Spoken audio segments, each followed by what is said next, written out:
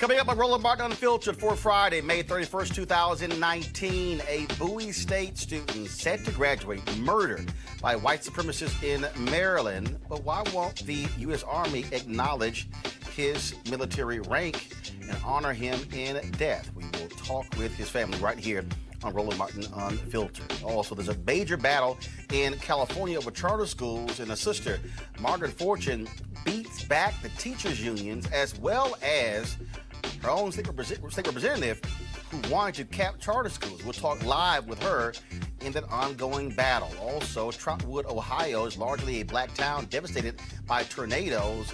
Why aren't they getting the same kind of support that other cities are getting? Plus, Chicago black folks lost billions of dollars to predatory lending contracts.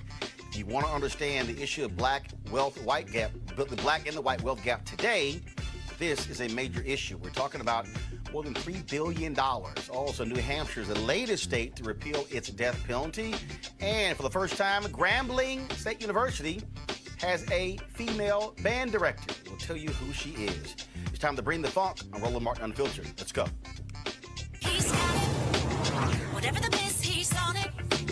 Whatever it is, he's got the scoop, the fact, the find. And when it breaks, he's right on time and it's rolling. Best believe he's knowing. Putting it down from sports to news to politics. With entertainment just for kicks, he's rolling.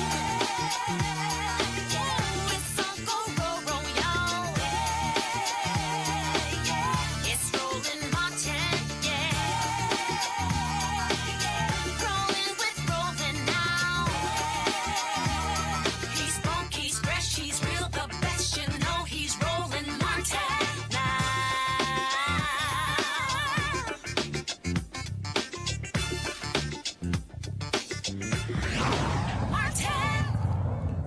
2 weeks after Richard Collins was commissioned as a lieutenant in the United States Army, he was tragically murdered in Maryland by a white supremacist because he died before he received an active duty. The Army has refused to honor him as a lieutenant or grant him any military acknowledgement. Here to talk about Second Lieutenant Collins' story is his father, Richard Collins Jr., and retired Lieutenant Colonel Arthur Govan. Hi, both of you. We're well. Sir. This is, first of all, this is a story that we covered initially when it happened. Your son was standing at a bus stop, and white man comes up, says one thing to him. Next thing you know, he's murdered. So take us through what you've had to deal with in terms of the military not honoring your son. Well, Roland, the first thing was after this happened, during the days following, we contacted his ROTC commander to get assistance in procuring honors for him at his funeral, his homegoing. And we were denied, and we were told that he was not eligible for military honors because he had not yet checked into his first command. He had not been, quote unquote, formally inducted into active duty. Now, he spent all 4 years. How long was he at Bowie State? He spent all those years in ROTC. Well, he was at Bowie State for 4 years, yes, and he spent 4 years and 3 years under scholarship, ROTC scholarship. I know I had lunch on Wednesday in New York with Paul Rykoff, co-founder of IAVA, and he said they have been, of course, helping you guys with this, and you've had to deal with all sorts of different things, including getting an ambulance invoice, as well. And so you had to deal with all kinds of drama over the murder of your son. Yes, after the event, after the homegoing service, in the next week or so, bills for ambulance services, medical services, and anesthesiologists all showed up in our mail. And were charged to us that we had to pay those. So we sought assistance throughout both the county and state and federal legislators to try and get assistance with that. You had other folks who've been in the military who obviously are standing with you, Lieutenant Colonel Govan. Let's talk about this. I mean, is this normal? Why, if it is, why should the Army grant an exception? Well, it is normal, and it's part of our processes and procedures. Like any organization, the Army has regulations and policies that they must adhere to. Unfortunately, in this situation, Second Lieutenant Collins was not on active duty yet, but he was en route there. Again, the Army must, okay, look at every obstacle or every precedence that this actually falls into before they can actually make a decision like that, of that nature. And what argument would you make? What are you saying to them why they should grant this exception? Right. We understand that this is policy and procedures in the Army and that he was not on active duty yet. However, the Collins family are asking for an exception to his policy. And like many policies, there are always exceptions that can be made. Are you aware of other exceptions? Not in this instance, no. But however, in the Army, there's all kinds of exceptions to any policy within the Army. In this case, what we would like the Army to do is make an exception in this case on behalf of Second Lieutenant Collins. What has been the response from members of Congress, United States senators?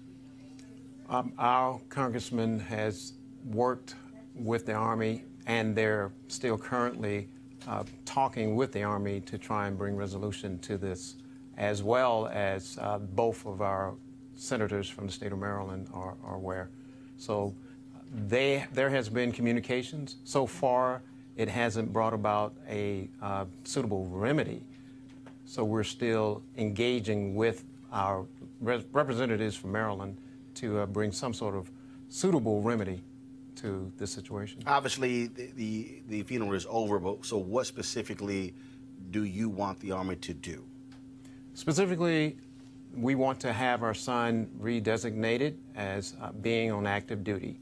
In addition, being eligible for all military honors, even though he's already since been laid to rest, but those honors still can be rendered, and also to receive the benefits accorded to any service member who's killed on active duty.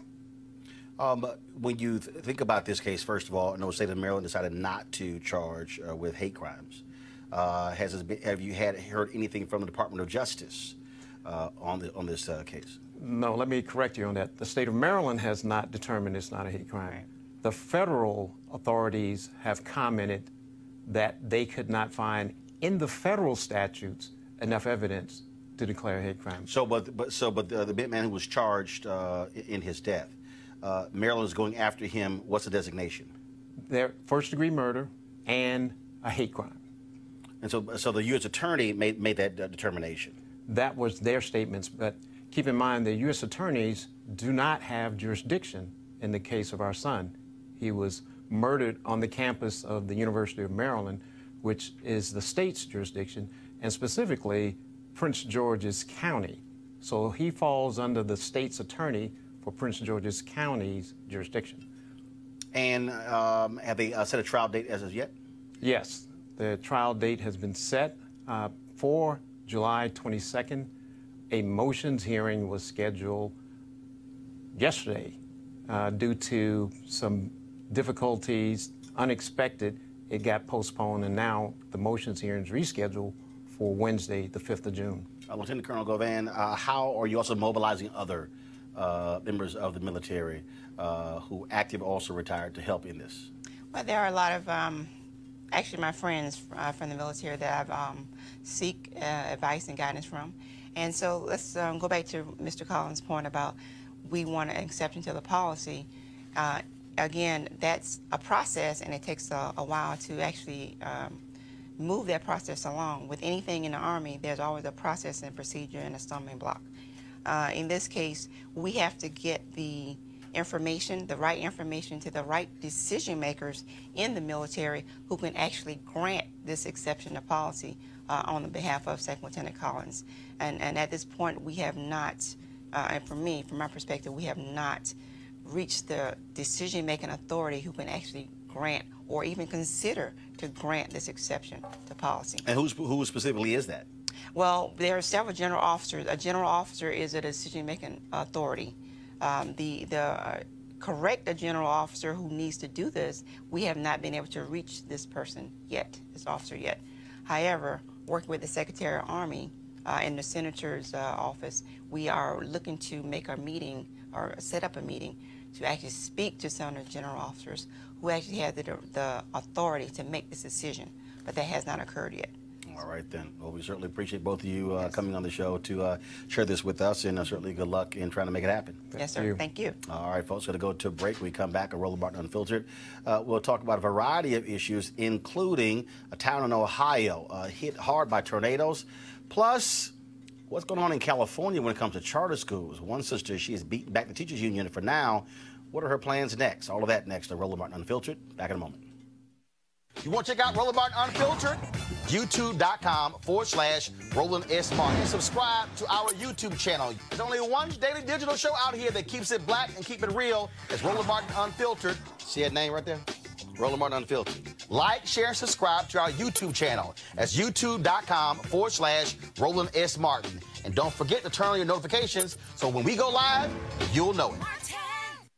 Hey, folks, they're back. MarijuanaStock.org is another great investment opportunity. If you were lucky enough to invest in their last crowdfunding campaign, you know they raised a lot of money in just a few months investing in legal marijuana farms. Those initial investors now own shares of a publicly traded company. They are certainly on fire. The last time, of course, many of you missed it. Y'all been emailing me. Now you have an opportunity this time for this new investment opportunity that is as good, if not even better, than the last time. I'm talking about industrial hemp CBD. For those who don't know, the hemp plant is a cousin to marijuana with a much higher concentration of CBD, which means hemp CBD gives you all of the medical benefits of marijuana without getting you high. Until recently, hemp farming was practically illegal in the United States and heavily regulated by the DEA. However, the 2018 Farm Bill recently passed in Congress, making it legal to grow hemp CBD in the U.S. and creating one of the largest commodities worldwide. They need land to grow all of the plants, and this certainly makes for an incredible investment opportunity. And that's where our good friends at 420 Real Estate come in, and their business model is very simple. They buy land that supports hemp CBD grow operations and lease it to licensed, high-paying tenants. That's right, they are hemp CBD landlords, and you can get in on the action. And you can invest in this crowdfunding campaign for as little as $200 up to $10,000. Like I said, you don't want to miss out. Many of you did the first time. Now you have a second opportunity to invest. Go to marijuanastock.org. That's marijuanastock.org. Folks, if you want to get in the game, you certainly must do it now. All right, folks, there's a battle between public and, first of all, traditional public schools and charter schools in California. But it's not really between the schools. It's really the forces who do not want more charter schools in the state of California. There was a state representative who introduced a bill that would cap charter schools because he says that they're taking money from various local districts, making it harder for them to balance their books. A couple of weeks ago, you remember, I went to Sacramento and hosted a town hall there for Margaret Fortune of the Fortune School because she has been fighting these particular bills. I'm talking about fighting them hard. Well, guess what? Last week, the California Assembly narrowly passed legislation that would give local school districts sole authority to approve new charter schools based upon how they impact their budgets, but also they defeated the bill when it came to capping those charter schools as well. Here to talk about this is Margaret Fortune. She's the president and CEO of the Fortune Schools. Margaret, how you doing? I'm fabulous. It's good to be on the air with you, Roland. All right, then. Glad to have Margaret here. So, folks, is Margaret by phone or Skype? So by phone. Okay, all right, then. So let's talk about what actually took place here. First and foremost, these bills that were introduced, the state rep who represents the area where you're from there in Sacramento put these forward, even though, one, his wife sits on the Sacramento School Board, and two, of the schools in the whole state with the highest performing places where black students go, 3 of those 10 schools in the state are of your schools in his district. That's right. And, I have to name names, Roland. Kevin McCarty, who's a member of the California Legislative Black Caucus, authored a very controversial bill to cap the growth of charter schools in California, such that a new school would not be allowed to open unless an existing school would close. A very tight cap that almost amounted to a moratorium on charter schools. And this is despite the fact that black students are severely underserved by district-run schools. In fact, they're the lowest performing subgroup other than students with special needs, and despite the fact that many of the highest performing charter schools serving a majority black student population are in his district. So he put this forward. Obviously, the teachers union, they've been pushing this in the state. You had the strike in Los Angeles that was really around charter schools as well. And what still baffles me, and give our audience an understanding, how many kids are in public schools in California, and how many of those kids are in charter schools? We have about 6.6 million kids in public schools in California, and about 660,000 are in charter schools. Looked at it in a different way, 90% of public school kids in California are in traditional district-run schools. So this whole debate happening in such a heated way in California is about what's happening in 10% of the system. And in the California context, all charter schools are nonprofit. Our state outlawed, for example, for-profit charter schools, which you'll hear Bernie Sanders talking about. And also, you see concentrations of charter schools in largely urban areas where families, particularly African-American families, are concerned about the quality of education. Some of these statistics are just astounding, Roland. When you look at the performance of African-American students in mathematics, for example, 80% of black kids in California cannot do mathematics at grade level. 80%. If you look at English language arts, 68% of black kids can't read or write at grade level. So quite understandably, black parents, low-income parents, Latino parents are looking for free options within the public school system. And what you had in this blue wave over California is the teachers union led by the California Teachers Association that represents, about 300,000 members and is the wealthiest lobby in California, try to take advantage of the positioning of California as the head of the resistance, to use it as an opportunity to say that they needed to beat back charter schools. And you mentioned the LA teacher strike. LA had a recent teacher strike, so did Oakland. And a political tactic in those strikes were for those school district boards, as a part of their collective bargaining agreement with their teachers unions, to adopt resolutions that pointed to charter schools as the reason why they couldn't balance their budgets, and therefore called for a halt to all new charter schools.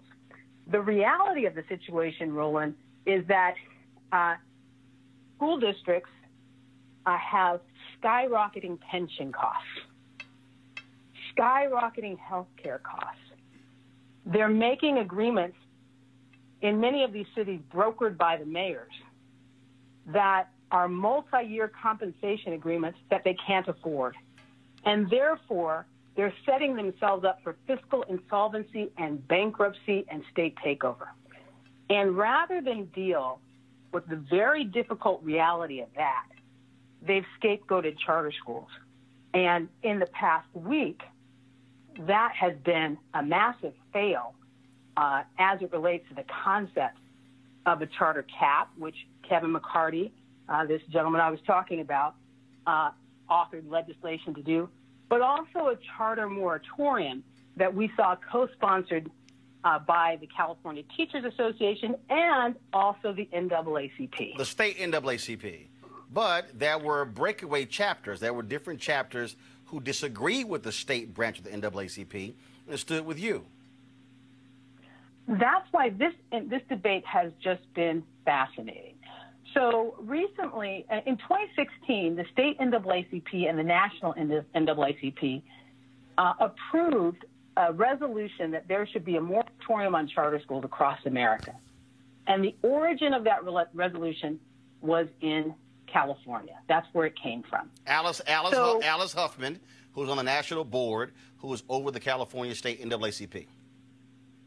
And she championed this along with a fellow named Julian Vasquez-Hillig, who is a union-affiliated faculty member from Sacramento State University, the university that's in my backyard, and they ran it all the way to the national level. And then Alice Huffman had town hall meetings all across America, which were basically food fights between charter school leaders and local teachers unions. Not a productive conversation at all. But fast forward from 2016 to 2019, where we are today, and they're actually sponsoring legislation in the California Senate to have a charter school moratorium. Well, this week, that moratorium bill went down in flames.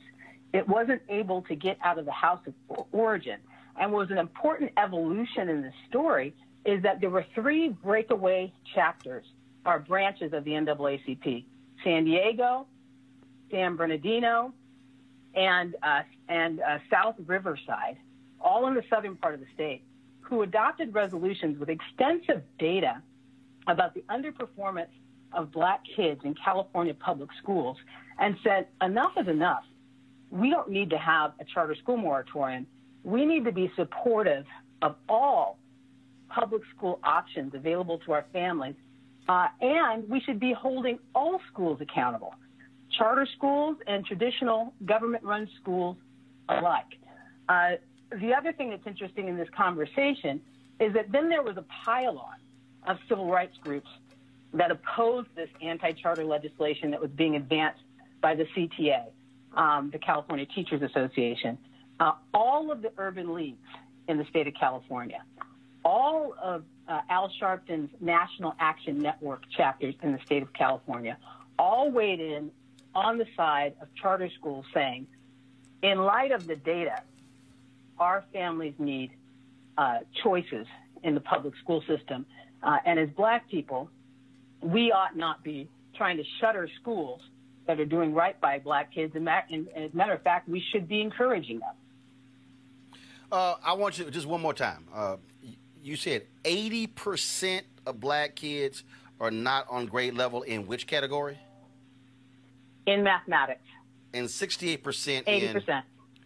The 68% in reading and writing. Gotcha. All right, then. So, Margaret, last question. What's next? Because Kevin McCarty has said he's going to he said the fight is not over. The fight is not over, and it's not over because there's a really detrimental bill that did make it through the process. It's actually by a guy named Patrick O'Donnell, a legislator out of Long Beach, California, who is the chair of the Assembly Education Committee. And this bill that made it out of the Assembly and is now primed to go to Senate Education, probably in a July timeframe, would take away all of the appeal rights of charter schools. So no due process for charter school petitioners who are seeking to open a new school. And it would say that if a school district thinks that the charter school will cost them money by taking away enrollment, that will be a reason to deny the school. So, and always the charter schools are going to cost the district school enrollment because the money follows the child. It's not the district that has an entitlement to those taxpayer dollars. It's the child. And the money follows the child to the public school that educates them, and that includes charter schools because charter schools are public schools. So that's the next fight. Yep. I'm serving on a task force that the governor, Gavin Newsom, appointed to look at these issues and make a recommendation. So reasonable legislators like our chair of the California Legislative Black Caucus, Shirley Weber out of San Diego, who has been quite the champion, reasonable legislators are waiting for the governor's task force to issue their report. Gotcha. All right, Margaret Fortune, president and CEO of the Fortune Schools. We appreciate it. Thanks a lot. Thanks so much, Roland. All right, again, folks, the video you were seeing there, that was from the town hall that I moderated in Sacramento there with Margaret Fortune and the Fortune Schools just a few weeks ago in Sacramento. Joining us right now, Dr. Julianne Malveaux, economist, president emerita, Bennett College, Dr. Cleo Monago, social political analyst, and activist, Lauren Victoria Burke, writer, NNPA. Cleo, I saw your response when you heard 80% failure and then 68% failure. 80% failure in mathematics, 68% failure in reading. I was wondering if that was statewide. That was statewide. Now, here's the crazy thing. And again, when I was there, it was crazy. Of the top 10 schools in the entire state where African Americans are performing at high levels, 3 of them, 3 out of the 10, she runs. 3 out of those 3 are in the district of the state rep who wants to cap charter schools. But here's what's the craziest part. He also had in the bill that if Julian had a charter school and Lauren, who ain't never had a school, wanted to replace a new charter school, you, who's already successful, can't apply to replace the one that failed. But what's the excuse? What is the explanation to justify what appears to be a irrational decision? In the state of California, the biggest critics of charter schools are the teachers union, because they are advancing this idea that school districts, as she said, can't balance their budgets because of charter schools, which is illogical if 90% of all kids in the state go to traditional schools. How is it you can't balance a budget because 10% go to charters? Because it's not privately But, funded, you know, it's Roland, publicly funded. Sister Fortune's and when it's work publicly is well funded, known. obviously they won't have the money. Finish. I'm going to Yeah, so obviously charter schools take part of public money. So wouldn't the answer to this be to improve the public school system rather than to create a new thing? But here's the deal. Are they improving? Well, 80, no, 68. but we're not trying to fix them. We're trying to create a new thing. No, actually, no, supposedly they are trying to fix them. And my thing is charter schools are fine, but privately fund them. No, but here's the deal, Privately though. fund them. But no, but the charters are public. They're actually public schools. Then why don't we They're improve the money. public? They're They're using public money. and that becomes a challenge. Sister Fortune's work is well known, well documented. She's doing good work. At the same time, Roland, I have some pushback around the charter school movement from any number of reasons. Her schools are good. All of them are not. You quoted the statistics. Right. You said 86% can't do mathematics. 80% are not on level with mathematics. And 68% in language and arts. How does that compare to public schools? Right. I mean, because that's the question. No, that's the question. Charter schools do better. That is, one second. No. Now, you asked the question. That's the state. Those are public schools. That's the state's numbers. How are her schools different? What she did not do in this conversation is say, my schools do this, which is different from those schools. So here's what I know. Right? Here's what I know. Hold on. When you say do different, what do you mean? What are her statistics? What are her results? What are her statistics? Because here's what I know for sure, is that 90% of most kids are going to public schools. Right. My effort as an activist, as an educator, is going to be to improve the quality of public schools. I don't have a problem with charter schools. Alice Huffman is a friend and a colleague. I think she's come a little hard and she hasn't really quite expressed herself appropriately. No, she's expressed herself. She's just wrong. No. Because black parents ain't buying it. Well, black parents are not buying it. And when I say black parents are not buying it, we literally commissioned Cornell Belcher to do a poll specifically on black parents and their thoughts on charter schools and vouchers. More than 70% of black parents who were polled, when you talk about a Republican pollster, said, I'll put my kid in a charter or a voucher. And here's why. Because this is the problem, this is the conundrum that we are in. Black parents ain't got time to talk about contracts, civil rights groups, unions. They're saying, my kid, not learning. You're right. That's what they're saying. Here's what you're right about. Black parents want the best thing for their kids. Of course. Whatever it is. But we had a education summit at Push Excel on March 17th, which was the anniversary of Brown versus Board. Nicole Hannah-Jones, who's a writer of the New York Times, came, and she talked about her work and the ways that we, all of us, middle-class people, can support public schools. And that's, at the end of the day, you can cream a few off, you could take 10%, what happens to everybody else? Hold on. And the majority is in public school system. So improve the public school system. And you're right to say that black parents don't have time for that talk. That's true. Let's improve where most of the black kids are. But wait a minute. Hold on. But here's what's interesting to me. When we say, first of all, I agree, let's improve the public school system. Absolutely. But we're still waiting. They're literally. Why are we waiting? We're waiting. No, because we're waiting. siphoning off the money. No, you're not. No, you're not. You're not. No. First of all, you're not siphoning the money off.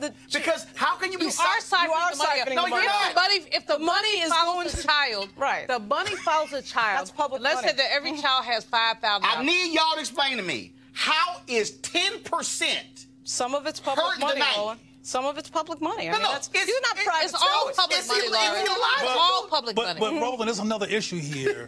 The other issue here that maybe was discussed in some other program is that these schools don't know how to educate black children. And Dr. Fortune. And I want to mention. No, hold on right there. So Dr. Fortune schools know how to educate black kids. I have no issue. Well, guess what? Well, hell, I'd rather have Dr. Fortune educate more black kids. She's the I have exception, no not the issue rule. with her work. I have no issue with her work. Right. I have an issue with the erosion of public education and everything that it stands for. No, but we're That's still. what I have Wait, hold on. But Cleo's just saying, wait a minute. If they're doing it because they know how to educate black kids, I was just at Jesu School yesterday in Philadelphia. We had a town hall 2 nights ago. I'm in Philadelphia. This is a Jesuit school, independent school, not tied to the archdiocese there. 450 students. 90% of the students there on free and reduced lunch. So I can't hear Diane Ravitch yell, oh my God, are they poor? Oh, they real poor. 450 kids. 90% of their kids graduate, 85% go to college. Oh, and it's open enrollment. Nobody can say, well, they pick and choose. Here's what I'm but that's unusual. That's unusual. Wait a minute. So here's what I need to understand. If you in Philadelphia, go to their school and say, to your point, Cleo, what are they doing to get those results? And we might want to replicate it. That's my problem when we talk about this deal here, because parents are not trying to wait for that mystical, magical day when the grand plan is unveiled, because you know what? They've been waiting for decades. Cleo, go ahead. But one of the things I think needs to be said to the audience and to black children probably watching this so they won't be demoralized is the inability to properly educate you has nothing to do with your intelligence level. It has nothing to do with you being deficient. It has Absolutely. to do with these systems being culturally out to lunch and unable to understand your path in this society in ways that get you focused enough to learn, take advantage of your genius and your intelligence. This has nothing to do with you being deficient. I want to make that clear. Absolutely. Because we keep on putting out these, 80% and 68%. That's why I almost fall to chairs like, that's crazy. And I'm from California, and I met all kinds of brilliant black children, because I was among them, that knew how to get through these systems, but it was difficult because the systems were not affirming of black children. And I think, I'll close with this, that there is... I'm gonna laugh because I was a black child who got put out of so many high schools and wasn't even... Cleo, go ahead. I think the inability to work well and succeed with black children is connected to some kind of systemic level of resistance to affirming black children. Here's what I'm still trying to understand. This is real basic for me. If there are traditional schools that work, and there are charters that work, and the numbers are there, why can't they coexist? There's nothing wrong with that. The problem is that but that's not what they want. You're focusing. What I don't understand about this is that why can't the focus be on fixing what's broken in the public school system? Because that is resistance. Because we have been waiting for that since the creation of public schools. No kidding. And it ain't happened. It's always resistance. I mean, the basis of public education has always been tracking. And what we've had in the last 40 years as a resistance to that, we've had black folks being elected to school boards, we've had people make differences. But the fact is that, no, anything that's public is not going to help black people. And most things that are private are not going to help black people. I just think, So hold up. So if anything that's public ain't going to help black people, what the hell are we talking about? Well, what are the stats across the board? we talk about... Well, what's missing... What are the stats across the board for charter schools? No, see, that's what I'm saying right here. No. Hold on.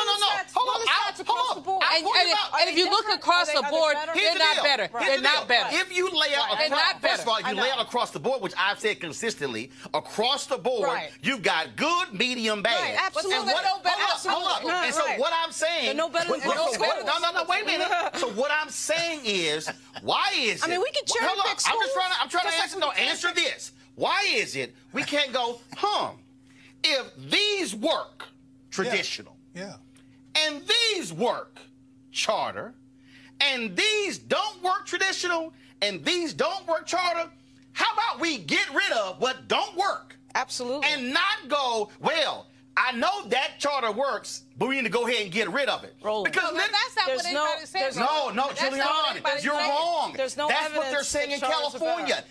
Well, Julian, hold on. That's a mistake. No, hold on. Let That me help school you all is out with the better. bill. Let me That help you with the school bill. is better. They literally, That school is better. This is how illogical the bill is. If you're Margaret Fortune. We're not arguing how logical. No, we are. I agree. Because I'm trying to tell you. We agree. No, Across but I'm trying to the board, explain to you Fortune why does they good work. created what they did. There's no argument, Roland. Wait, no, wait a minute. We agree with because in California, literally, Margaret Fortune, if the bill had passed, the bill would have said, if a charter school failed, that was not, and Margaret Fortune says, I want to take that over with my results. The law says you can't. Right. You can't. We'll go ahead and let somebody who's unproven take it over, but a proven leader can't.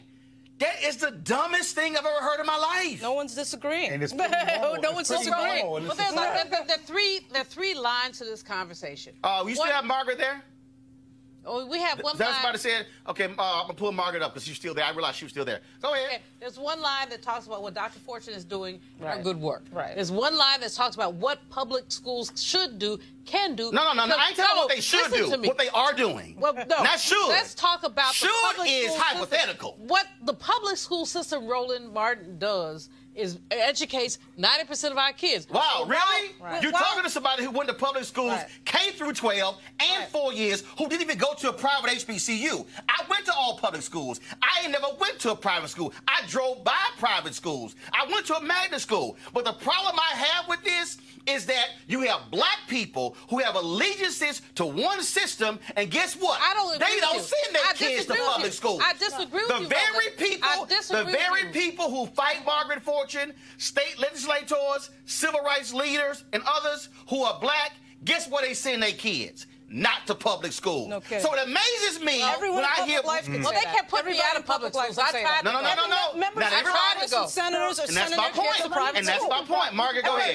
Margaret, go ahead. Margaret, go Dr. ahead. Fortune, I'd like to pipe in and say that I've been an education advisor to 2 California governors, and it is always the practice in California public policy that if schools fail, that we pour more money into them.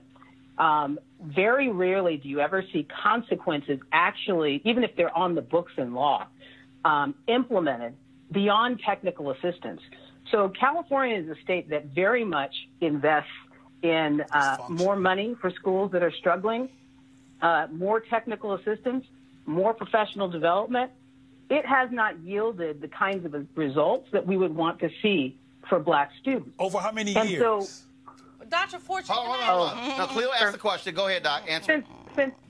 since the creation of Title I, but when I was in the Davis administration, and right now we're in Newsom, and before that it was Brown, and before that it was Schwarzenegger. So I'm talking about Davis, right? And all these people, except for Davis, served 2 terms. Are there any white parallels to this? Any white community parallels to this? And I mean very specifically, constantly funding or reaffirming dysfunctional systems that are not effective and keep on going back to the drawing board of ineffectiveness to being ineffective again for a decade and then being effective again to put some more money in effective for this. Is there a white equivalent to this of apparently not valuing these children's education? There's not, because basically the achievement, it tracks to wealth. So you've got wealthy suburban districts that do well, and you have inner city urban districts that don't do as well. Now, I will tell you, under Governor Jerry Brown, he significantly increased the funding and tipped the scale towards school districts that were urban. And so, for example, when I first started opening schools, the state allocation back in 2010 per child was $6,000. It has increased to $12,000. But that's compared to $22,000 in New York. Is so this an issue I of would make the methodology argument that we or all money? need to be. Hold on. I would make the argument. Go ahead. Somebody asked the question earlier. You were on the phone. The question was, if 80% are failing across California and 80% in one category, 68% in the other, what are your numbers? How are they performing at your schools? So 58% are met meeting standards in reading and writing, and 54% are meeting standards in math. So, hold on. So, just we compare this. So, 20% across the state are meeting standards in math. At your school is 54%. That is correct. 32% are meeting the state on reading and writing. And what's the percentage for your schools? 58%. So in both of those categories, you're 30 points higher than the traditional schools. No one's arguing that this. No. Wait. Well, you did ask about my results. You did ask about my results. So it would seem to me, if educators have results, then we should be unpacking how they got them. Margaret, go ahead. No. I said you did ask about my results. I was listening, and it would seem to. And you asked about my results. 1 second, Margaret, go ahead. It clearly is. You asked about my results. Are they better? They clearly are. So the question becomes to me, why not ask these public school educators, because charter schools are public schools, how they're getting the result? Why not have some curiosity? Which is what Leo asked. What I want to ask her, what would you, Dr. Fortune, do to make the public schools better? Because no matter... Come sit in her damn schools and take some notes. Why don't she ask... No, but I'm saying... No. Here's the point. No. You asked her, what would she do? I'd be happy to answer the question. Margaret, go ahead. The answer is I would hold them to the same level of accountability as public charter schools. I am up for a review, a public review every single year, a public review against every promise that I've made about what my academic goals are and my fiscal accountability and my social emotional wellness of the children. Every goal I've made goes through public examination every year. And every 5 years I go through a review, and if I haven't met my targets, my school's closed. My father is a retired school superintendent. Even if a school is severely under-enrolled in the traditional public school system, nobody wants to close it, even if it makes no sense for it to be open. But in a charter school context, what we know is that if we don't perform, then we're not going to be doing this work. And so there's a tremendous amount of focus on getting results for students. I think the other thing is that I get to select a staff that is very mission-driven. Very, very low percentages of teachers in California public schools are black. Yeah. 44% of mine are black. And it's because I'm explicitly talking about black students and closing the app. We're not exclusive. We're a public school. We accept everybody. But we do not change the subject about going for college preparation for black students starting in kindergarten. And it's the narrative and the mission focus which helps us. And I'll tell you, I have been the CEO of this system of schools that I've created for 11 years. In that time, there have been at least 3 superintendents of the Sacramento City Unified School District. And now, because they have a $35 million budget gap, they are anticipated to run out of money by November and be taken over by the state. So there's tremendous volatility and instability in the leadership of many of these urban school districts that our families are counting on to work. In my context, leadership matters, principal leadership matters, and stability matters. All right, final comment on this topic before I go to the Chicago story. Julianne. Again, Dr. Fortune, kudos to you, but I want to know what you could do to make sure that public schools are more effective. I know that's not your mission, but that's many of our missions. She just said it. What can you do? No, not sit in your classroom. Well, no, not that. She just said that. Actually, I run a graduate school of education, and I credential teachers for about 60 to 7 traditional public schools. And I license them. And we also license principals. And we teach them how to create the setting that we've created in our schools at a classroom level. Even if their whole school is on board, they can implement it in our classroom. And we also have licensing programs for principals where they can learn to implement this model on a school-wide level. So that's our contribution, which is huge, to disseminating our best practices, because I think it's important. And remember, I'm a public school superintendent's kid. I think it's important that all of our schools succeed. But I also have a sense of urgency that we're not going to wait anymore. Time's up on that. Dr. Fortune, what you're doing is obviously brilliant. The work you've done is brilliant. But there is no evidence across the board in this country that charters are any better than public schools. Obviously, everybody would want to replicate your work everywhere. I mean, that's clear. But there are great public schools, just like there are great charter schools. Yes, there are bad charter schools, like there's bad public and schools. And both can coexist. All right. Yeah. Okay. So why can't... And we should elevate all of No one's saying nothing about coexistence. I'm talking about the money. I'm talking about the money. Y'all keep... Hold on, Doc, hold on one second. What y'all both are saying is not true. Well, y'all say no one is saying that. Where's the money going? No, that is a fundamental lie. Is this a private? No, wait a minute. One second. No. Let me answer you. There are individuals in this country who absolutely say no charter school. We are not those individuals. No. When y'all say no one is... talking about the larger context. No, when y'all say no one is saying, you should say I'm not saying. But it's not true that no one is saying that. We're not saying it. That's all I want, Roland, every parent has the right to find a school. You question her funding? I said across the board. I said across the board. There's no statistical evidence that's charters and yes. And what I'm trying to say that's to you. not true. Correct. That's not true. Look at the Credo report. Credo Institute report out of Stanford. That's not true. Stanford did research that shows an urban area. There's no evidence that charters are better. But there is evidence. We just got some statistics that were... Obviously, there's evidence that her school is better, and she should be Her school is better, but charters by and large, charters are great charters. Cleo, go ahead. We just heard some statistics, if I'm not, hearing things, that we heard 80% of mathematics failure. Hold on 1 second. In the state of California, right, you're right. 80% of black kids in traditional public schools across the state of California, are failing when it comes to the issue of math. And not reading at when level. it comes to reading, but 68. But she has better statistics in terms of... But she has better statistics. There are existing statistics, though, because this whole conversation is happening in the context of California. Right.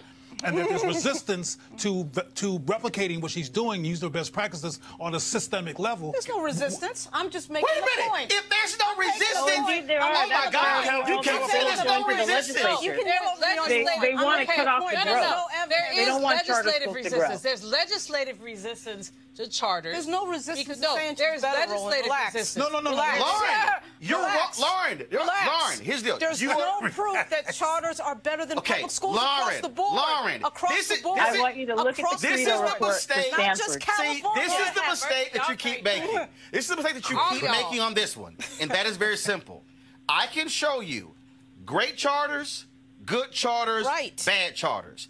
I can show you great traditional schools. Agree. Good, bad. Agree. What I am saying, which somehow you're not hearing, is there are individuals who don't want the great charters. Who don't want the good charters. We knew that an hour ago. That's just not the case. The case is not the case. Hold up, Dr. Fortune. Are you not dealing with people? Sir. Are you not dealing with people who do not want you in business? Yes or no? Who was arguing that? Yes. Are you dealing with the largest funder of Democrats in the state of California who do not want you in business? Who would that be? Yes. That's the California Teachers Association. I'm at the California Democratic Convention right now. And they only join. Are you dealing with state legislators, including one in your home district, who do not want to see you in business? Yes. There's your proof. That sounds like resistance. I'm trying to understand what more you need. What? That is proof. That is a case. That is a case and not proof. Again, that's a case and not proof. Oh my Lord, that's a stretch. That ain't even a stretch. I'm like, I don't know what we were drinking before the show, but to somehow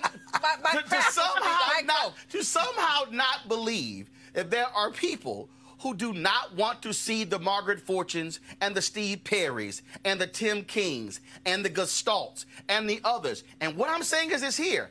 I went to traditional schools. All I'm saying is this here. If I believe in good, great, what works for our kids. Sure. And what I will do, I'm going to fight black people who will say, no, we don't want any more of that. Roland, why can't we just fix this? Well, hell, we've been waiting on this, and that car still broke, and they driving us nowhere. I know this is show, but let's just roll it back for a minute, if you don't mind. So, I think we all agree that our kids are entitled to the best opportunity to learn, whether it's charter, public, whatever. Magnet, homeschool, online school, technical I think we all agree with private, parochial, you name it. But I also believe that there's been an attack on public education that we need to repel. I feel very strongly about that. Dr. Fortune has my kudos. Tim and Steve Perry, they all have my kudos. But let's look at the public education system that's educating most of our kids. Do you know what I'm attacking? 80% not passing math. I'm attacking 68% not passing reading. 90% of the kids. Well, we can fix that. We can fix that. We can fix that. Let me know when it happens. Dr. Fortune, make your final comment, please. 40 years? Dr. Fortune, go ahead. So here's the thing. We should all be, and I consider myself, advocates of public education. There's no reason why 90% of the system needs to turn on 10% and point to them and say, you ought not exist. The thing is, education is competing for resources with health care, with health and welfare programs. We should be united in marching for more support and funding for all of public education. But this constant war that's being launched quite clearly by the California Teachers Association, because they never wanted us to exist in the first place, is a distraction for the black community on the real issues that are afflicting our kids. And if we could somehow coexist and maybe even develop a sense of trust, then we can unpack some of these practices from high-performing environments, whether they be public charter schools or traditional schools that are serving black students well, so that more can have that experience. But as a black community, we need to be holding everybody accountable and not fall into this bickering about what delivery system it is. From my perspective, if you are effective in educating black kids, I'm going to support you regardless of what your delivery system is. Well, Dr. Fortune, you said something that was critical. You said that the state of California could very well take over the Sacramento school system. This is how I look at it in terms of what works and what doesn't. If you're killing it and you're outperforming somebody else, I'd rather you run 10 more schools. And you know what? If you're killing it with 10 schools and they still failing, I say give you 10 more. Why? Because it's our children. But what happens is we keep having folks tell us to accept mediocrity and waiting on that promised land for that ship to come in. And we have another generation of black kids who are going through these systems. In fact, when I did your town hall there, I cannot remember the woman. She was a longtime educator. There's an initiative for kids to qualify for the California state schools. Didn't she say only 7 black children in Sacramento qualified on all levels for California state universities? What is something like that? It was alarmingly low, and that was a retired school superintendent of one of the area districts in Sacramento who's serving on an advisory committee to the Sacramento Unified School District. Yeah, a very credible source. Yeah, she said full career in traditional public schools. Yeah, she said that what they do is, she said, in terms of in the Sacramento School District, in terms of students who qualified on all levels to enroll in California state universities, 7 black kids in the whole district. And that, to me, is an abomination. And our tax dollars pay for that. Dr. Fortune, we appreciate it. Thanks a lot. Right. Yeah. Thank you. Yeah, our tax dollars pay for it. Right. Our tax dollars pay for it. Roland, the Teachers Association is valuing control and tradition, including dysfunctional tradition, over being effective and over being able to replicate systems that have worked to educate black children. They're valuing control, and they're valuing their presence and them being relevant as opposed to being effective. Right. And that kind of thinking has messed up a lot of black opportunity. At the same time, Cleo, I mean, I agree with you like 90%. But I also think that the CTA and the teachers' unions have been very effective in... keeping their job? No, protecting black teachers. There is a racism in the educational system that black teachers have been subject to. Let me tell you something. We have to deal with that. I have spoken to the AFT, the NEA. I've spoken to numerous education groups. And you know what happens? When I stand in front of those groups, black teachers, and I say, how many of y'all know teachers, principals, and administrators ain't got no business involved in education? Hands fly up. No doubt. Well, hands fly up. And so here's the deal. I'm tired of us putting the cover and a new coat of paint on sorry. My deal, I'm telling you, I don't care if the problem that we have is we think that the current school system is a delivery system. It's not the delivery system. If you have 100,000 kids and X number goes to traditional public charter, magnet, homeschool, online school, parochial, vouchers, or whatever, and it works, I got no complaints. But what I'm not going to do is say no to this, because it should be here, no to vouchers, no, even though we support our kids going to private HBCUs, which is government taxpayer dollars in the form of a voucher. It's called a Pell Grant. Same thing.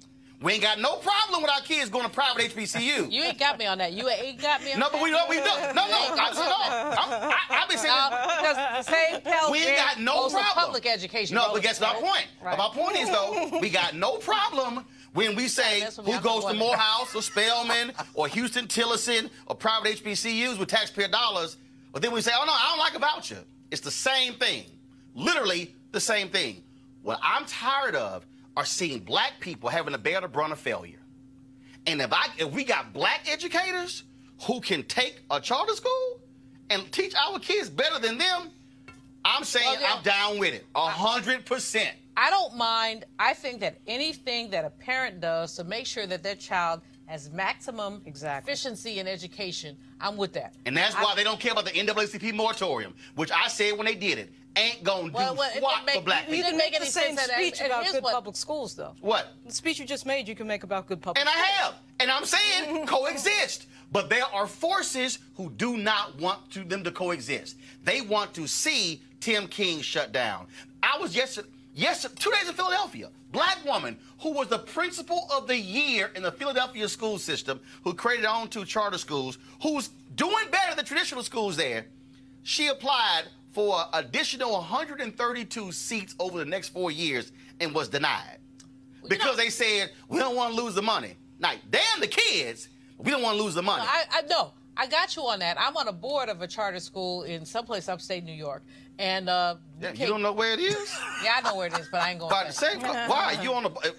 Well, anyway, whatever. I'm on the board somewhere up there. Okay, all right. No, Buffalo. But anyway...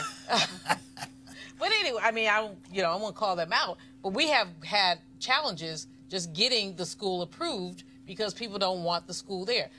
Who are the people? No, don't say people. Who are the people? The state. And who in the state? Legislators. And who funds them? The government. Who funds them? Who funds the school? No, who funds them? Who funds the school? Who funds the school? And do they look like this? They look just like that. And who funds them? Why don't we just say that? And who funds them?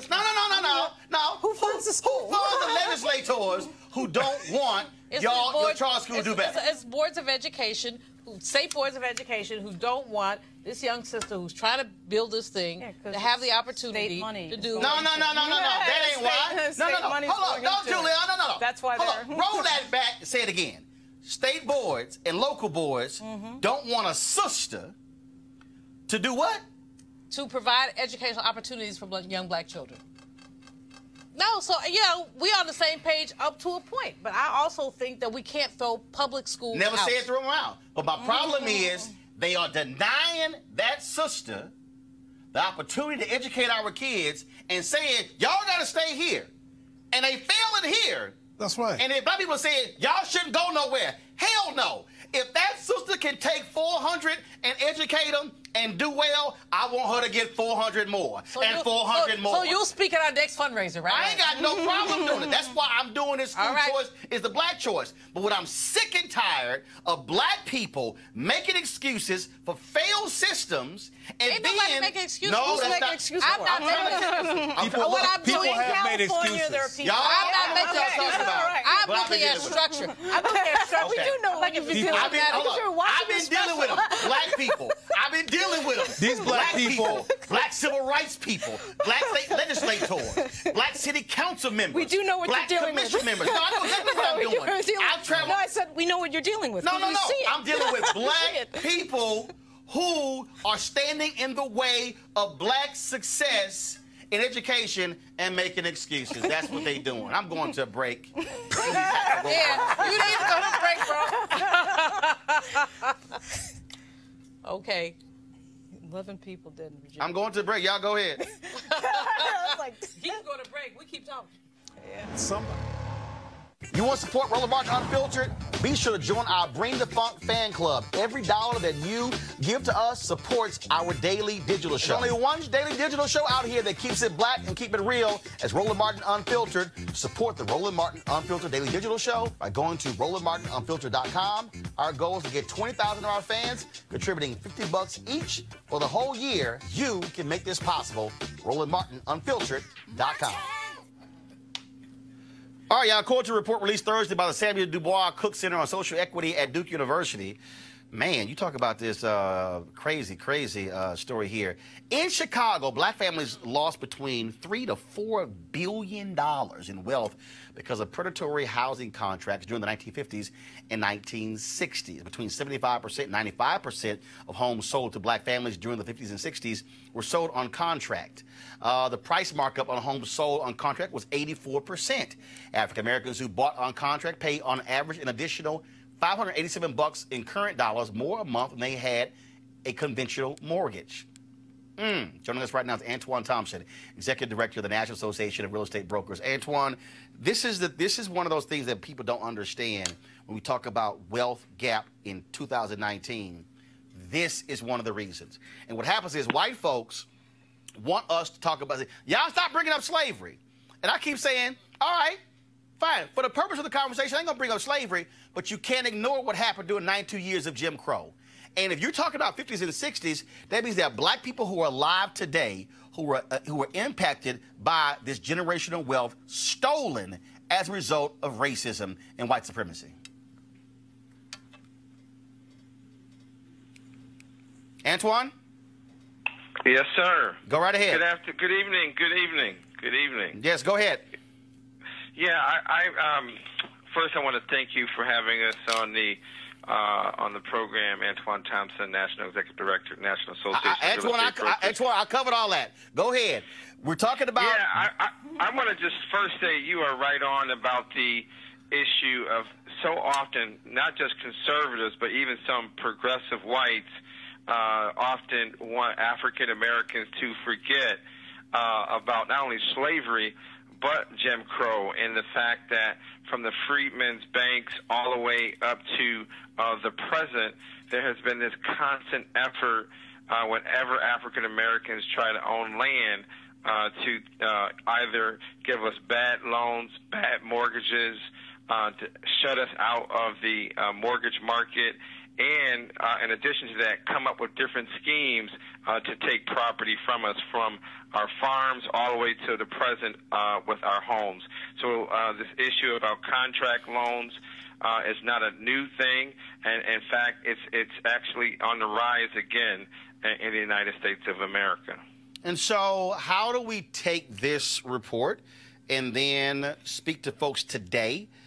Because we're dealing with, obviously, somebody will say, well, that was 50, 60 years ago. It really doesn't apply. But the reality is, we look at the home ownership rate today, it's actually lower than it was when the Fair Housing Act was passed in '68. Yeah, no, you're absolutely correct. So there are a few things.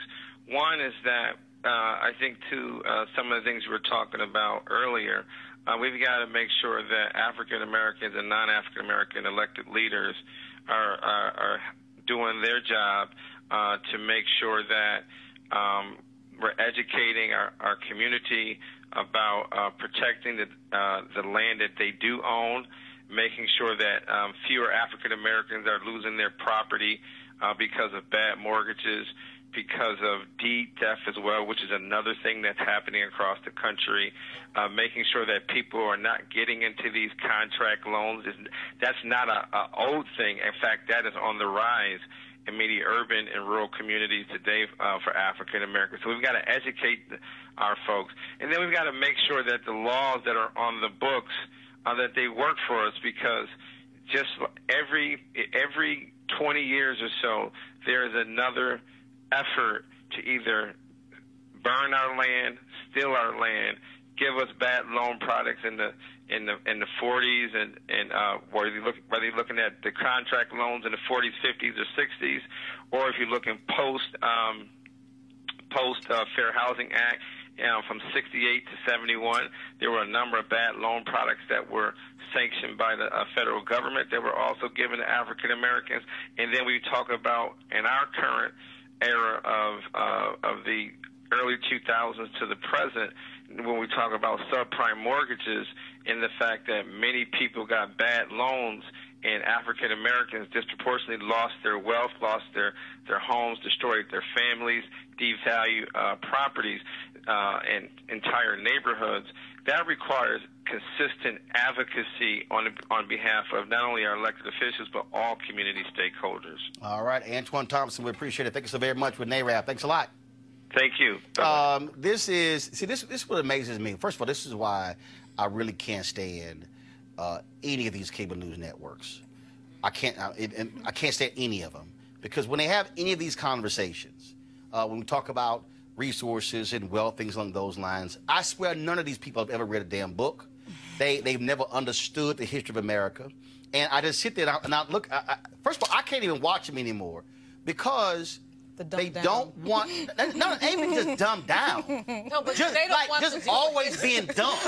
No, they can't deal with history, Roland. No, they what can't. What this brother has lifted up here is a history of contract housing, which is a history that goes all the way back. Here's the words that they will not use: economic envy. And this is a thing that I've been doing a lot of research on lately, starting with Memphis, Ida B. Wells, looking at Wilmington, looking at Tulsa. And, you know, here's what happened. How dare you Negroes go make money? In Tulsa, the governor appointed a commission to find out why they had the massacre. They want to call it right. It was a massacre. Yes. The answer was this. Too many N-words had too much money. That was the answer. Too many black people. They did not like us having hotels and bars and restaurants and clothing stores. And they like, oh hell no, we got to torch y'all. So you have some little nonsense of a black guy. Allegedly. And there is some evidence that they knew each other, by the way. Just footnote. But anyway, and you go to Wilmington, where a white woman, her name was Helen Firth, first woman in the United States Senate, the itch, actually, and I said itch, said we should lynch 1,000 black men a week to save our women's chastity. And so a brother, Alexander Manley, wrote a piece that said, excuse me about your chastity, but some of y'all be in love with us. And he broke that down. But Ida B. Wells showed that 1/3 of all lynchings had to do with sex. The rest were economic. Of the 1/3 that had to do with sex, half were consensual. And as he said, when these with white girls got caught, they said rape, rape, rape, rape, rape. You said that that you can't stand these cable networks because they're dumb or they're not giving information. My perspective is that they know history. I don't think I think they know history quite well, and they play dodgeball. So actually, to be perfectly honest with you, they ain't that smart. I mean, first of all, no. Look, I've had to sit in those meetings, and I'm like, any of y'all read? No, they don't read. No, they literally, the fundamental problem here is what you have is you have white hosts, white producers, white bookers, white executives who live in a white world. And they know nothing about us. I mean, I'll tell you, look, when I was at CNN, I was filling in for Campbell Brown, 2 months. She was on maternity leave. And so it was rough for them because they were like, one, they thought I was just supposed to be like just happy, just like, oh, I'm just sitting here. I'm going to sit here, just fill in. So whatever y'all give me, I'm going to read. That didn't happen. They had one producer, Claire. Claire was so hot. Claire couldn't have. I was way too opinionated on what's going to go on the show. Claire just said, I ain't working with him. Send me to the Anderson Cooper show while he filling in, because I ain't working with him. Yeah, Claire. I'm going to call your name. But here's what happened. We were talking about education, and I said, book Jonathan Kozol and book Floyd Flake. Oh, boy. They didn't know they were. No who that idea is. Right, exactly. Floyd Flake. And we were in the newsroom. I said, I'm sorry. Don't none of y'all know Reverend Floyd Flake, member of Congress, pastor of Jamaica Queens, president of Wilberforce? No idea. No, we and our history don't even exist to them. So you bring it up, and they go, really? But Roland. Oh, my God. Cleo, go ahead. I'm going to go to you. Cleo, go ahead. Every February is Black folks a relatively relevant month. No. It's only 3 Black people in February. Let me Dr. King, Dr. King, and Dr. King. Let me finish. And no sisters. Let me finish. I just named the 3 Black people they named. Okay, right. Dr. King, Reverend Dr. King, and Reverend Dr. Martin Luther King. That's the only 3 Black people who get mentioned. Go ahead. But let me finish. Let me see if we can do this without me being interrupted. Let's see. This can happen. Let's try. And I've literally purposely studied and focused on this phenomenon. Every February, y'all Black people are relatively relevant, and they do a Black thing. One year, Anderson Cooper did a study, a recreation of the Ken Clark doll study. The doll study. I was there. And the doll study, the terminology they used to describe Black people who chose the white doll was that they had a white bias. And one of the, which is a racist, white supremacist, milquetoast way of describing internalized white supremacy myth. But anyway, they talked about the fact that everybody in the study, these were children, all had an anti-Black bias. Yep. And all had white bias. And then they described a horrific phenomena that distorts Black self-concept, but they went on to the next thing. They didn't deconstruct it and talk about the casualties of it. Well, I didn't expect. Look, I don't expect. Because it was only about the doll. I didn't expect it. It wasn't about going deeper than mustard on a hot dog. Right. So my point is that there's some things they know, but they don't GAF. You know what that means? I know you know what GAF means. They don't give a frying pork chop. And there's things they know about in terms of it's called GAB. Murder and Black people. They know all about these contexts, but they don't really care. No, Cleo. When I say, first of all, there are some who have no clue, don't know, and don't care. A lot of us don't know and don't have a clue either. That's very true. Somebody on YouTube just said that. But I'm going to tell you, Lauren, I'm going to go to you. You mentioned, Julian mentioned Tulsa. Tim Madigan, we worked together for Four-Star Telegram. Tim Madigan grew up in Iowa. The best, I mean, he was like the best writer in the whole newspaper. When he started working on the book on Tulsa Race Riot, he worked on the article, then he started working on the book. And it was as if he got hit by lightning. No, seriously. He went, when he read the stories of elderly Black people kneeling in their homes and white folks busted in, putting guns to the back of their heads and blowing their brains out, Tim Madigan said,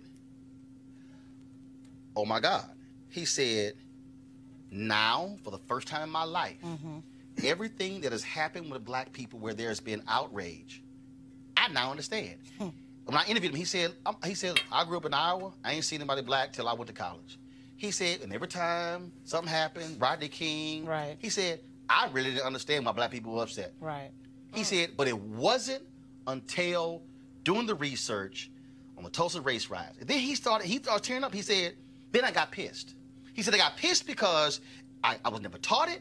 I had no idea. Nobody teaches and, this. And now, and the reason I'm saying this because he just passed a bill in Oregon where a little kid pushed it through mandating Holocaust teaching in Oregon schools. I ain't got no problem with that. Well, what about but the Holocaust did not happen here. Did not happen here. It happened in Germany. Well, the thing is... And that's where we are. Both of you guys are right. Actually, I think I'm leaning more with Cleo here because when I see people on TV like Jeffrey Lord, I know they know. Oh, no, we know. I know they know. Oh, so there's an agenda. All right. So the other thing, though, too, is that one of the key components of racism that nobody ever talks about is deleting people and ignoring them and making them invisible. That's right. So it is conscious. That's right. That I make your life, your history, invisible. So to acknowledge it in any way is to give it power. Right. People understand that when they book guests and when they book contributors and the type of contributors they book that know nothing about what we're talking about. No. Let's be just real clear. There was a meeting in 2012. And in the meeting they said, we need to book us another Roland Martin. And somebody in the meeting said, we already got Roland Martin. They said, no. We need to book another Roland Martin. Right. No, you want Roland Light. And people in the room kind of like, oh, right. Because they didn't like black Roland Martin. No, what they didn't like is you bringing up things that make them uncomfortable, that are factual, because you know your history. And because I read. And you're dangerous. And that's the piece. And so I ain't going to sit on the air and embrace and love Jeffrey Logan. Right. So, they want the entertainment piece. They want the black entertainment piece. They want the black minstrel. The black minstrel that doesn't really know the history. Or they want the black, can we just all get along? And there's some folk I ain't getting along with. But go ahead. There's this people of color crap, which is a kumbaya crap, which disallows you saying black. That's a form of erasure. It's a form of erasure. And so, at some level, what Lauren said is correct about erasure, because you've erased Tulsa. Like a lot of people. You've erased this. Wilmington. You've erased the first lynching that Ida B. Wells covered. Right. People want to talk about Ida B. Wells as a journalist. Let's talk about her what she wrote about. No. They want to say Ida B. Wells is a great journalist. But what did she write about? The lynching that she wrote about and the lynching of her goddaughter's father, who had the nerve to open up a grocery store across the street from a white man's store. That's why he was lynched. I'm saying all of this for the people who are watching, because I'm about to go to our next story, because this ties into it. I'm saying all of this because you have an election going on. And I'm telling y'all right now, might as well get used to it. Y'all are going to be, what was that movie? The Unbearable Likeness of something? Of being? I don't know. I forgot what it was. I remember that. You about to deal with the unbearable likeness of whiteness. Because you're not going to hear folks on air link the story we just did to present day. You're not going to hear them link these historical issues to what's happening today. You're not going to hear them link it in the military. You're going to hear them link it when it comes to economic policies and housing policies, because they refuse to want to deal with it. And so my challenge to all y'all black folks who's sitting on MSNBC or sitting on CNN, even the black folks at Fox News, you got to bring blackness to the table every day. Black. You got to be willing to challenge them. And then if y'all some black people, and let me also just be real clear, Cleo said it, I ran the Chicago Defender, which was the blackest of newspapers. Yeah. I changed our masthead to honest, balanced, truthful, unapologetically black. The people who owned the paper were black millionaires from Detroit, who literally said, y'all really think we should have that on the, because when we go to white advertisers, what they gonna think? And I went, you a black paper. I think they know you black. They literally were afraid of the unapologetically black part. We're the only group that does that. And that to me is so insane, and what we have to deal with. And so I'm just letting y'all know, not scared. You're about to deal with this in 2020. Scared. And you're not necessarily going to hear a lot of very specific black questions because they don't want to hear it. And the DNC just announced, if they got pressure, they're going to mandate at least there be a female moderator in every single debate. I want y'all to watch the questions that get asked. And I'm telling you right now, even the questions in the black debate, you might get 2 real questions, but I'm just saying. Folks, Grambling State University has announced that Nicole Roebuck will lead as the university's new chair of the Department of Music and its first woman director of bands. Dr. Roebuck for the oversee operations for the world-famous Tiger Marching Band. So congratulations, the first woman band director in the history of Grambling State University. All right. And so we certainly want to congratulate her. All right, folks, we got to go. We went over our time here, but it's always good. But, when you black and you own it, you can make that call. Be sure to support Roland Martin Unfiltered by going to RolandMartinUnfiltered.com. Join our Bring the Funk fan club. Of course, we have the items for sale. Buy copies of my book, dealing with President Barack Obama, my wife's book as well. All books that you buy, we personally autograph. And so if you go to Amazon and buy it, ain't no personal autograph. You got to go to RolandSMartin.com to get the personal autograph. If you are part of our fan club, you have a discount code when you can check out, you get a discount on those books as well. And so we certainly want you to support us. And again, this is critically important. Y'all ain't gonna hear this conversation anywhere else. Y'all ain't gonna hear the spirited conversation about charter schools and traditional schools anywhere else. So if we don't learn to financially support our own, y'all heard Julian talk about Tulsa. Guess what? It was black people who were supporting black hotels and restaurants and ice cream parlors and things along those lines. And so we gotta have black folks who will stop saying, oh, we wanna see this, but then we want somebody else to pay for it. I'm just telling you right now, if you don't support this show, it's not gonna exist. And you're gonna be back to asking Chris Hayes and Rachel Maddow and some other folks on CNN, please, baby, please, can you please cover us every now and then? On this show, we don't beg to cover black stories. We do it every single day. You have a great weekend. Holla!